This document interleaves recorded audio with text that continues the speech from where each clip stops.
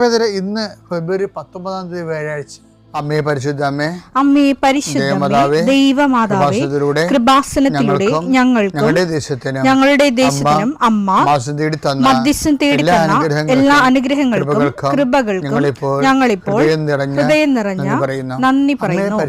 അമ്മേ പരിശുദ്ധമ്മേ ദൈവമാതാവേ, 2004 ഡിസംബർ 7 ഉച്ചകഴിഞ്ഞ് 2:30 കൃപാസനത്തിൽ സംഭവിച്ച അമ്മയുടെ പ്രത്യക്ഷപ്പെടലിനെ കുറിച്ച് തിരുസഭയ്ക്ക് സമർപ്പിച്ചിരിക്കുന്ന പഠനരേഖകളുടെ മേൽ സഭാത്മകമായ പഠനം ആരംഭിക്കുവാൻ ഞങ്ങൾ പ്രാർത്ഥിക്കുന്നു. അമ്മേ പരിശുദ്ധമേ, ഭൂസ്വർലോകങ്ങളുടെ രാജ്ഞിയായ അങ്ങേയ്ക്ക് ഭൗമസംരക്ഷണത്തിനായി പ്രപഞ്ചപ്രകൃതിയെ തന്നെ തിരുസഭ പ്രതിഷ്ഠിക്കുവാൻ ഈ പ്രത്യക്ഷീകരണം വഴി ഇടയാക്കണമേ. പരിശുദ്ധമേ, ജപമാല മാതാവേ, സകല കൃപാസനം പ്രാർത്ഥനയോടും ചേർത്ത് ഞങ്ങളിപ്പോൾ പ്രാർത്ഥിക്കുന്ന ഈ കുടുംബത്തിന്റെ പ്രത്യേക നിയോഗം പറ മക്കളെ.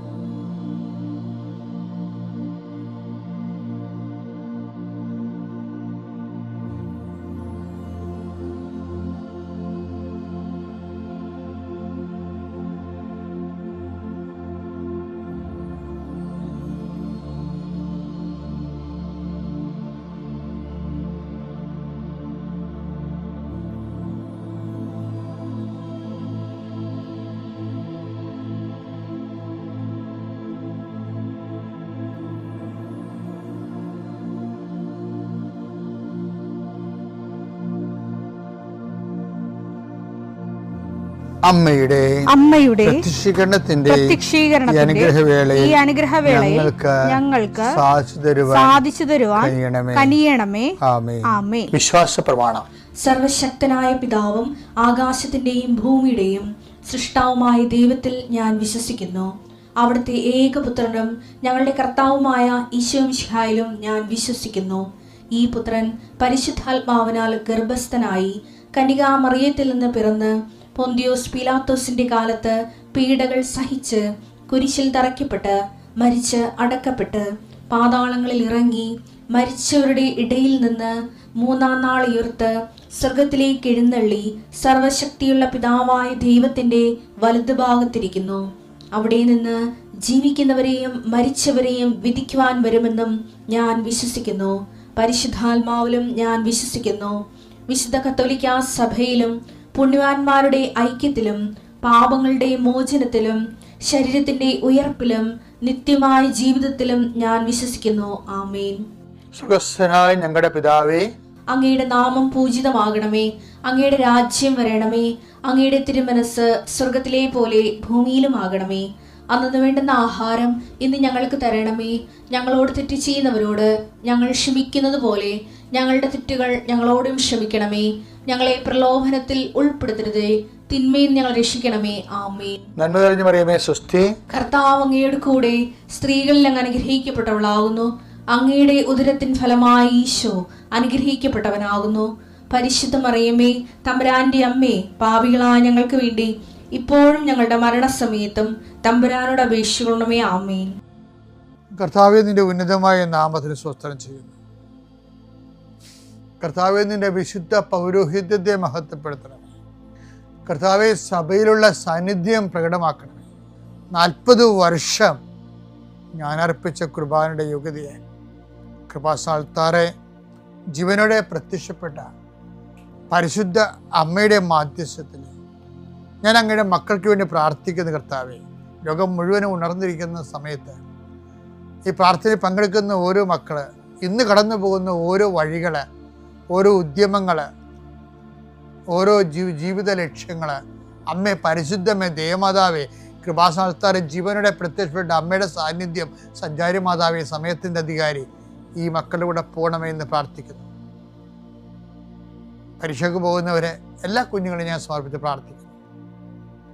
പരീക്ഷയ്ക്ക് പോകുന്ന, ഇന്ന് പരീക്ഷ എഴുതുന്ന എല്ലാ മക്കളെയും അവർ പഠിച്ചിരിക്കുന്ന മനസ്സിൽ ഓർത്തിരിക്കാനും ഓർത്തിരിക്കുന്ന പരീക്ഷയെ പ്രതിഫലിപ്പിക്കുവാനും പരീക്ഷ എഴുതുന്ന എല്ലാ മക്കളെയും, പരീക്ഷയ്ക്ക് പഠിച്ചുകൊണ്ടിരിക്കുന്ന മക്കളെയും കർത്താവിൻ്റെ നാമത്തിൽ ആശീർവദിക്കുന്നു.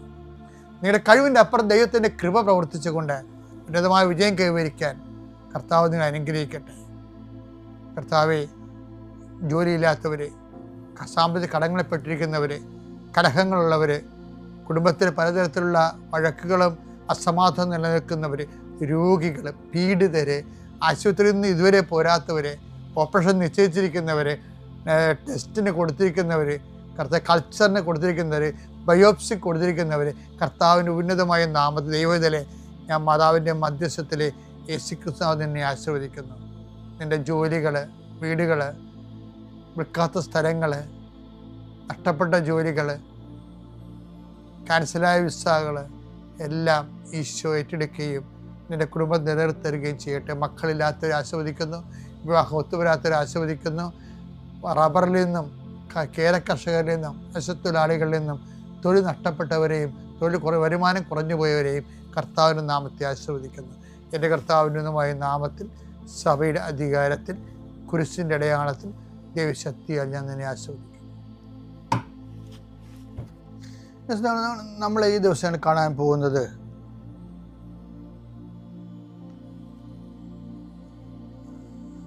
വിശ്വാസത്തെ ബേസ് ചെയ്ത് കർത്താവിൻ്റെ കാലത്ത് കർത്താവിനോട് ചുറ്റിപ്പറ്റി നടന്നവർ ഉയർത്തിയ കുറേ ചോദ്യങ്ങളുണ്ട്. അതിലൊരു ചോദ്യമാണ്, ഇവൻ ആരാണ്?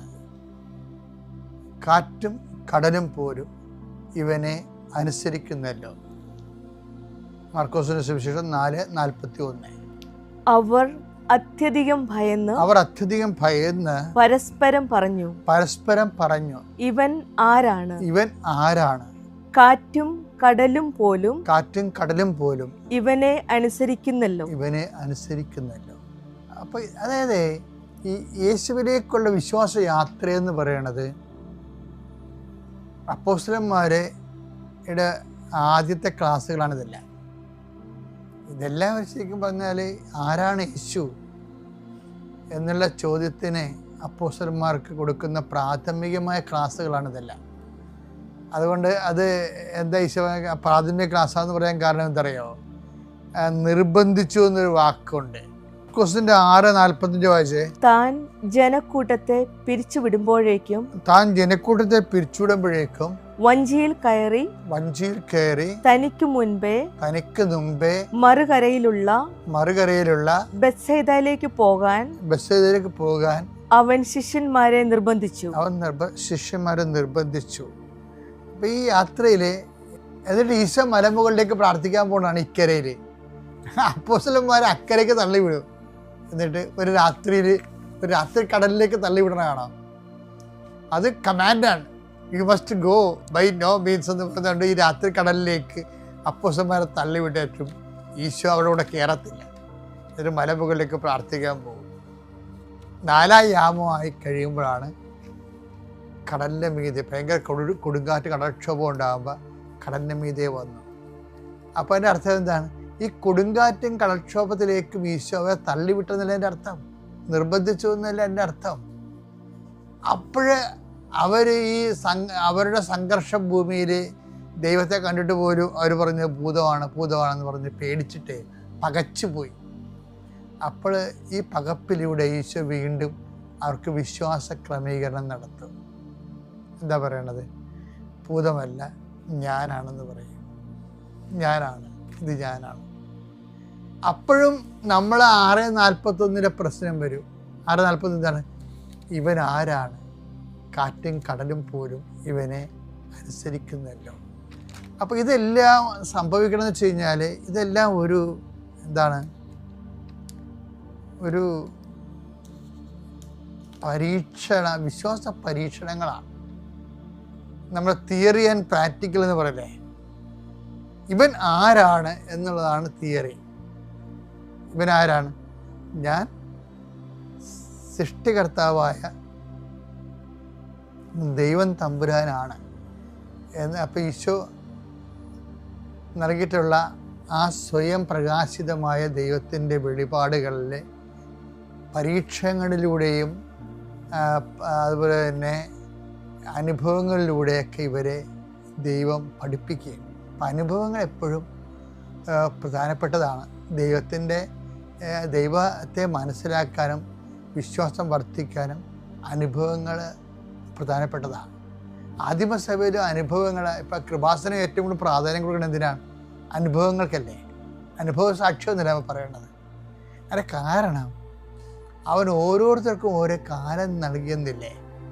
നടപടി പുസ്തകം 17:26 ഭൂമുഖം മുഴുവൻ വ്യാപിച്ചു വസിക്കാൻ വേണ്ടി അവിടുന്ന് ഒരുവനിൽ നിന്ന് എല്ലാ ജനപദങ്ങളെയും സൃഷ്ടിച്ചു. അവർക്ക് വിഭിന്ന കാലങ്ങളും വാസഭൂമികളും നിശ്ചയിച്ചു കൊടുത്തു. ഇത് അവർ ദൈവത്തെ അന്വേഷിക്കുന്നതിനും ഒരു പക്ഷേ അനുഭവത്തിലൂടെ അവിടുത്തെ കണ്ടെത്തുന്നതിനും വേണ്ടിയാണ്. എന്ത് വിഷയം മനസ്സിലായില്ലേ? അപ്പം അനുഭവം ഒരു പ്രശ്നമാണ്. ഈ ഇരുട്ട് കടലിലേക്ക് ഇവരെ തള്ളിയിടുന്നത്, നിർബന്ധിക്കുന്നത് ഒരു അനുഭവം ഉണ്ടാകാൻ വേണ്ടിയാണ് ക്രിസ്തുവിനെ. അപ്പം നമ്മളെപ്പോഴും ഓർത്തേക്കണം, നമ്മുടെ കടങ്ങളും അല്ലെങ്കിൽ മക്കള് തോന്നിയവാസങ്ങളിലൊക്കെ പോകുമ്പോഴും നമ്മളെ നിങ്ങൾ എന്തുണ്ടാക്കി ചില മക്കൾ മാതാപിതാക്കന്മാരില്ലേ, മക്കളെ പോറ്റാൻ കഴിയത്തില്ലെങ്കിൽ അവരെ സൃഷ്ടിക്കാതിരിക്കണം എന്നൊക്കെ പറഞ്ഞ് മക്കള് ദൈവത്തെ മറന്നൊക്കെ സംസാരിക്കത്തില്ലേ. അപ്പം നിങ്ങളെ പ്രേസ്തരോട് പറഞ്ഞാൽ മതി, അവരൊന്നും പറയരുത്, അവരെ ശപിക്കൊന്നും ചെയ്യരുത്, അവർക്കറിയില്ല. അത് നിങ്ങളെ ദൈവം നിർബന്ധിച്ച് ഇരുട്ട് കടലിലേക്ക് തള്ളിയിടുന്നതാണ്. കാരണം നിർബന്ധിച്ച വാക്ക് മറന്നു പോരുത്. മർക്കോസ് 6:45 താൻ ജനക്കൂട്ടത്തെ പിരിച്ചുവിടുമ്പോഴേക്കും വഞ്ചിയിൽ കയറി തനിക്ക് മുൻപേ മറുകരയിലുള്ള ബെത്സയിദയിലേക്ക് പോകാൻ അവർ ശിഷ്യന്മാരെ നിർബന്ധിച്ചു. അപ്പൊ ഇരുട്ടുകടലേക്ക് നിർബന്ധിച്ച് വിടുകയാണേ. എന്തിനാണ്? ഒരു അനുഭവം ഉണ്ടാകാൻ. എന്നിട്ട് ഇവര് അപ്പോസ്തലന്മാരെപ്പോലെ നമ്മള് 4:40 ചോദിച്ചില്ലേ, ഇവൻ ആരാണ്? ആറ്റും കടലും പോലും ഇവനെ അനുസരിക്കുന്നല്ലോ. അപ്പം നിന്റെ രോഗങ്ങളും നിന്റെ തള്ളിപ്പറച്ചുകളിലും മക്കൾ നിന്നെ ഓർഫണാക്കണതും നിന്റെ ജോലി ചില സമയത്ത് നഷ്ടപ്പെടുന്നതും നിന്റെ വിസ പ്രോസസ്സ് ആകാതിരിക്കുന്നതും നിന്റെ ഒത്ത കല്യാണം വിട്ടുപോരണതും എല്ലാം ദൈവവേദനെ നീ ക്രിസ്തുവിനെ അന്വേഷിക്കാനും അനുഭവത്തിലൂടെ കണ്ടെത്താനും വേണ്ടിയുള്ള ദൈവപരിപാലനയായിട്ടാണ് എടുക്കണമെന്നുണ്ടെങ്കിൽ നമുക്ക് അവസാനം ഈ വിഷയത്തിൽ സമാധാനം ഉണ്ടാവും, ദൈവത്തെ നമുക്ക് കിട്ടുകയും ചെയ്യും. അങ്ങനെ ജീവിതത്തെ സമീപിക്കാൻ നോക്കണം.